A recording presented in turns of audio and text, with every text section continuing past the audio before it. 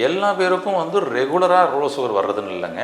இது எப்பயோ ஒரு காலகட்டத்தில் நமக்கு ஏற்படுது. ஏதாவது ஒரு அதிகமாக நம்ம மெடிசன்ஸோட டோசேஜ் கூட இருந்தாலோ, அல்லது நீங்கள் உணவு சாப்பிடாம அது பட்டினி விரதங்கள் அது மாதிரியான சில சமய காலகட்டத்திலேயோ, நீங்கள் சாப்பிட்டதை விட அதிகப்படியான உழைப்பு கொடுத்து அதை வேகமாக செலவழிச்சதுனால ஏற்பட்டதுனாலையோ நமக்கு லோ சுகர் ஏற்படலாம். உங்களுடைய சர்க்கரையின் அளவை நீங்கள் ஃபஸ்ட்டு முதல்ல காலையில் எம்டி ஸ்டொமக்கில் பிஃபோர் அண்ட் ஆஃப்டர் இந்த ரெண்டையுமே முதல்ல ஒரு 15 நாளைக்கு செக் பண்ணுங்க. நம்ம லோ சுகர்ல இருக்கிறோமா அல்லது ஹை சுகர்ல இருக்கிறோமா, நமக்கு என்ன கம்ப்ளைண்ட் அப்படின்னு சொல்லிட்டு நீங்க சரியா தெரிஞ்சுக்கிறதுக்கு ஃபாஸ்டிங் சுகர் செக் பண்ணுங்க. அதுதான் ரொம்ப பெஸ்ட். 10 நாள் விரதம் இருக்கிறாங்க ஒரு டயபெட்டிக் பேஷண்ட் அப்படின்னா, அப்போ பார்த்தீங்கன்னா கிளிக்கோஜனை குளுக்கோஸா கன்வெர்ட் பண்ணி கொடுக்கக்கூடிய வேலையை இவர் பண்ணுவார். அட்ரினலின் நல்லா இருந்தா, அட்ரினலின்ற ஹார்மோன் நல்லா சுரந்தா, அதான் அவசியம். அட்ரினலுக்கான தூண்டுதல் கொடுத்தோம்னா உடனடியாக அட்ரினலின் சுரப்பியை நமக்கு அந்த ஹார்மோனை கொடுப்பாரு, உடனே பேலன்ஸ் ஆகும். பயன்படுத்தி பாருங்க. எங்க இருக்குதுங்க இந்த புள்ளி, இந்த நரம்பு எங்க முடியுதுங்க அப்படின்னு சொன்னோம்னா,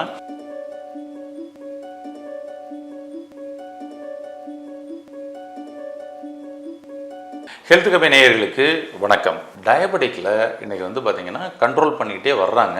அதை கண்ட்ரோல் பண்ணுறதுக்காக மெடிசன் மூலமாகவோ உணவு மூலமாகவோ பண்ணிக்கிட்டு இருக்கும் பொழுது திடீர்னு ஒரு நாள் லோ சுகர் ஆயிடுச்சுங்க அப்படின்னு சொல்லிட்டு இடினஸ் ஆகி ஒரு மாதிரி மயக்கம் வரக்கூடிய ஒரு சூழல் ஏற்படுது. இதற்கு உடனடியாக நம்ம ஜீனி அது மாதிரி ஏதாவது இனிப்பான ஒரு விஷயத்தை எடுத்து பேலன்ஸ் பண்ணக்கூடிய ஒரு சூழலில் இருக்கும். இது சரிதானா, இந்த மாதிரி சூழலில் நம்ம இந்த இனிப்பு எடுக்கிறது சரிதானா, எடுக்கலாமா அப்படின்னு சொல்லிட்டு கூட சில பேருக்கு டவுட் இருக்குது. சில பேர் என்னென்னா, இந்த ஒரு மிட்டாய் பாக்கெட் ஒன்று வாங்கி பைக்குள்ளேயே போட்டு வச்சுக்கக்கூடிய ஒரு சூழல் இருக்குது. ஏன்னா எப்போ வேணாலும் எனக்கு லோ சுகர் ஆகுங்க, அதனால் நான் ஒரு மிட்டாய் சாப்பிட்டுக்குவேன் அப்படின்னு சொல்லிட்டு. அதாவது எல்லா பேருக்கும் ரெகுலராக லோ சுகர் வர்றதுன்னு இல்லைங்க. இது எப்பயோ ஒரு காலகட்டத்தில் நமக்கு ஏற்படுது. ஏதாவது ஒரு அதிகமாக நம்ம மெடிசன்ஸோட டோசேஜ் கூட இருந்தாலோ, அல்லது நீங்கள் உணவு சாப்பிடாம அது பட்டினி விரதங்கள் அது மாதிரியான சில சமய காலகட்டத்திலேயோ, நீங்கள் சாப்பிட்டதை விட அதிகப்படியான உழைப்பு கொடுத்து அதை வேகமாக செலவழிச்சதுனால ஏற்பட்டதுனாலையோ நமக்கு லோ சுகர் ஏற்படலாம். அந்த சமயத்தில் தான் நம்ம பார்த்தீங்கன்னா ஜீனி எடுத்து அதை பேலன்ஸ் பண்ணிக்கக்கூடிய ஒரு சூழலுக்கு போகிறோம். பட் ஆனால் அந்த மாதிரி அடிக்கடி ஒவ்வொரு முறையும் நம்ம அந்த மாதிரி ஜீனி எடுத்து பேலன்ஸ் பண்ணுறதுன்னு கூட தவறுதாங்க. அந்த காலகட்டத்துக்கு நம்ம எடுத்தாகணும். ஆனால் அதையே பழக்கப்படுத்தி மிட்டாய் பாக்கெட் எடுத்து நம்ம பையில வச்சுட்டு போகக்கூடிய பழக்கங்கள் தவறுதான். அதுக்கு சரியான ஒரு முறையான சிகிச்சை, அதை நம்ம சரியா புரிஞ்சுக்கிட்டு எடுத்து பண்றது ரொம்ப நல்லது. என்னங்க பண்ணலாம் அப்படின்னு சொன்னோம்னா, உங்களுடைய சர்க்கரையின் அளவை நீங்க ஃபர்ஸ்ட் முதல்ல காலையில எம்டி ஸ்டொமக்ல பிஃபோர் அண்ட் ஆஃப்டர் இந்த ரெண்டையுமே முதல்ல ஒரு 15 நாளைக்கு செக் பண்ணுங்க. நம்ம லோ சுகர்ல இருக்கிறோமா அல்லது ஹை சுகர்ல இருக்கிறோமா, நமக்கு என்ன கம்ப்ளைண்ட் அப்படின்னு சொல்லிட்டு நீங்க சரியா தெரிஞ்சுக்கிறதுக்கு ஃபாஸ்டிங் சுகர் செக் பண்ணுங்க. அதுதான் ரொம்ப பெஸ்ட். அப்போ காலையில் சாப்பாடுக்கு முன்னாடி செக் பண்ணுறதே கூட, காலையில் எழுந்த உடனே 10 நிமிஷத்தில் உங்களுடைய சுகர் லெவல் என்னன்றதை பாருங்கள். அதுதான் உங்களுடைய சுகர் லோ சுகருக்கு போகிறதுக்கு வாய்ப்பு இருக்கா அப்படின்றத கூட நமக்கு காமிச்சு கொடுத்துரும். அப்போ அந்த இடத்துல உங்களுக்கு ஒரு 100லேருந்து 110 120 இதுக்கு மேலே தான் இருக்குது அப்படின்னு சொல்லி சொன்னோம்னா, நீங்கள் சாப்பிடக்கூடிய சாப்பாடு உங்களை லோ சுகருக்கு கொண்டு போகிறதுக்கு வாய்ப்பு இல்லை. ஆனால் அந்த இடத்துலையே பார்த்தீங்கன்னா ஃபாஸ்டிங் சுகரே நீங்கள் சாப்பிடக்கூடிய மெடிசன்லையோ உணவு முறைகள்லையோ கண்ட்ரோலுக்குள்ள உங்களுடைய சுகரோட லெவல்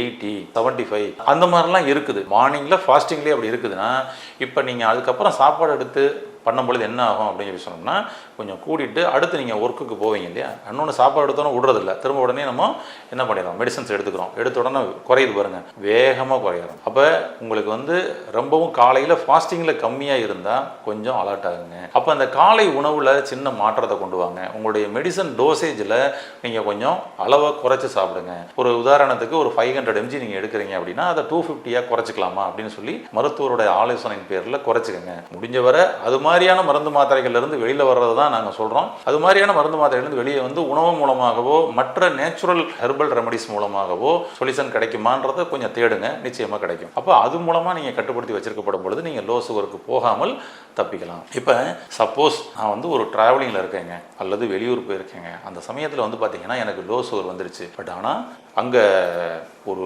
கடை கூட இல்லை, ஒரு மிட்டாய் வாங்கி சாப்பிட்றதுக்கோ அல்லது ஒரு இனிப்பு பொருள் ஏதோ சுகர் சாப்பிட்றதுக்கு ஒரு கடை கூட இல்லைங்க. இந்த காலகட்டத்தில் நாம் எப்படி நம்மளை தற்காத்துக் கொள்வது, மீண்டும் நம்ம எப்படி பேலன்ஸ் பண்ணிக்கிறோம், நம்மளுடைய உடம்பை எப்படி பேலன்ஸ் பண்ணிக்கிறது அப்படின்னு சொல்லிட்டு பார்த்தோம் அப்படின்னா, அதுக்கு ஈஸியான ஒரு டெக்னிக் சொல்கிறேன். உங்களுக்கு லோ சுகர்னால உடனடியான ஒரு மயக்கம் ஏற்படுதுன்னா இம்மிடியேட்டாக உங்களை பூஸ்ட் பண்ணி கொடுத்துரும். உங்களுக்கு எப்படி பூஸ்ட் பண்ணி கொடுக்குறோம்னா அதுக்கு ஒரு பாயிண்ட் இருக்குதுங்க. அந்த பாயிண்ட்ல நீங்கள் அழுத்தம் கொடுத்தீங்கன்னா போதும், உடனடியாக நீங்கள் வந்து லோ சுகர்லேருந்து மீண்டு உங்களால் வந்து நார்மலான சுகருக்கு வர முடியும். செக் பண்ணி பாருங்கள். அதாவது நம்ம சாப்பிட்ட சாப்பாடெல்லாம் குளுக்கோஸாக மாறுது அப்படின்றது நமக்கு தெரியும். இந்த குளுக்கோஸ் எல்லாம் நமக்கு அன்றைய காலகட்டங்களில், அதாவது அப்போ நம்ம வந்து பார்த்தீங்கன்னா என்ன நம்மள ஆக்டிவிட்டீஸில் இருக்கிறோமோ அதுக்கு முதல்ல டைரெக்டாக பயன்படுத்தினது போக மிச்சம் குளுக்கோஸ் இருக்குது பார்த்தீங்களா, அதை கொண்டு போய் கிளிக்கோஜனாக சேவ் பண்ணி வச்சுக்கிறோம். இப்போ நம்ம ஒரு உதாரணத்துக்கு சொல்லணும் அப்படின்னா, இப்போ ஒரு நாளைக்கு வந்து ஒருத்தர் வந்து பார்த்தீங்கன்னா 1000 ரூபா சம்பாதிக்கிறாரு அப்படின்னு வச்சுக்கோங்க, ஒரு எக்ஸாம்பிளுக்காக. அவர் வந்து பார்த்தீங்கன்னா டெய்லி 500 ரூபா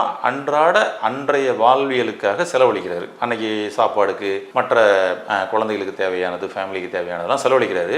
500 ரூபா செலவழிக்கிறாரு. அப்போ 1000 ரூபாயில முதல்ல அந்த உதிரியா செலவழிச்சிறாரு. இப்போ 500 ரூபா மிச்சமாயிருதுல, இதை கொண்டு போய் அவர் பேங்க்ல போட்டு வச்சிருவாரு. உடம்பும் அப்படிதாங்க பண்ணுது. இது ஏதோ வெளியில செய்யற செயல் நம்ம நினைச்சுக்கிறோம். எல்லாமே வந்து பாத்தீங்கன்னா அதான் சொல்லுவோம், அண்டத்தில் உள்ளதே பிண்டத்தில் உள்ளது, பிண்டத்தில் உள்ளதையே நம்ம அண்டத்துல மீண்டும் நம்ம செயல்படுத்திக்கிட்டு இருக்கிறோம், அல்லது பொருட்களாக நம்ம வந்து தயார் பண்ணிக்கிட்டு இருக்கோம்னு சொல்லலாம். அப்ப பாருங்க, உடம்புக்குள்ள இதே போல ஒரு 1000 குளுக்கோஸ் நம்ம வந்து சாப்பிடுறோம் அப்படின்னம்னா 500 குளுக்கோஸ் அன்னைக்கு நம்ம உடம்புக்கு வந்து நார்மலா செயல்படுறதுக்கு, நம்ம வேலை பார்க்கறதுக்கு தேவை அப்படின்னா எடுத்துக்கிட்டு மிச்சம் 500 குளுக்கோஸை கிளிக்கோஜனாக கன்வெர்ட் பண்ணி கொண்டு போய் வச்சுக்கணும் நம்ம உடம்பு. ஓகேங்களா? அப்போ கிளிக்கோஜனாக கன்வெர்ட் ஆயிடுச்சு. இங்கே என்னாச்சு பாருங்க, நம்ம கிட்ட இருந்த பேப்பர் மணி எலக்ட்ரானிக்ஸ் மணியாக மாறிடுச்சு. கொண்டு போய் என்ன பண்ணிட்டோம், ஒரு டிஜிட்டல் மணியாக அக்கௌண்ட்டுக்குள்ளே போட்டு நம்ம டிஸ்பிளேல காமிக்குது, ஒரு டிஜிட்டல் மணியாக இருக்குது அப்படின்னு சொல்லி. கரெக்டுங்களா?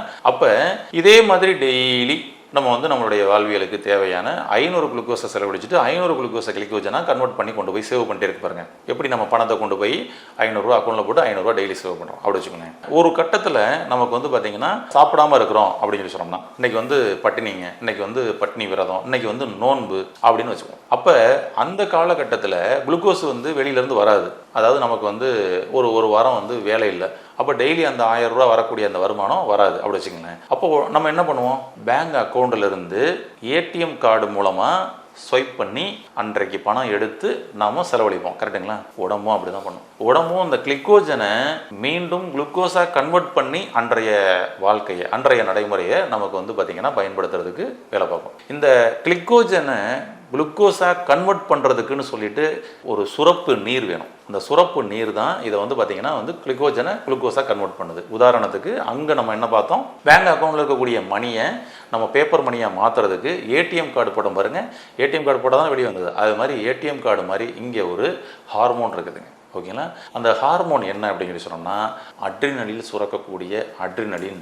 இந்த அட்ரினலின் ஹார்மோன் மூலமாக தான் இந்த கிளிக்கோஜனை குளுக்கோஸாக கன்வெர்ட் பண்ணி நமக்கு வந்து கொடுக்கும். அன்றைய காலகட்டத்தில் பாருங்களேன், 10 நாள் விரதம் இருக்கிறாங்க ஒரு டயபெட்டிக் பேஷண்ட் அப்படின்னா, அப்போ பார்த்தீங்கன்னா வந்து கிளிக்கோஜனை குளுக்கோஸாக கன்வெர்ட் பண்ணி கொடுக்கக்கூடிய வேலையை இவர் பண்ணுவார். அட்ரினலின் நல்லா இருந்தா, அட்ரினலின்ற ஹார்மோன் நல்லா சுரந்தா, அதான் விஷயம். அப்போ உங்களுக்கு வந்து ஒரு லோ சுகருக்கு போகுது அப்படின்னா அந்த இடத்துல கிளிக்கோஜன் குளுக்கோஸாக கன்வெர்ட் ஆகிற ஃபார்முலா அங்கே கொஞ்சம் டிஸ்டர்பன்ஸ் ஆகுது.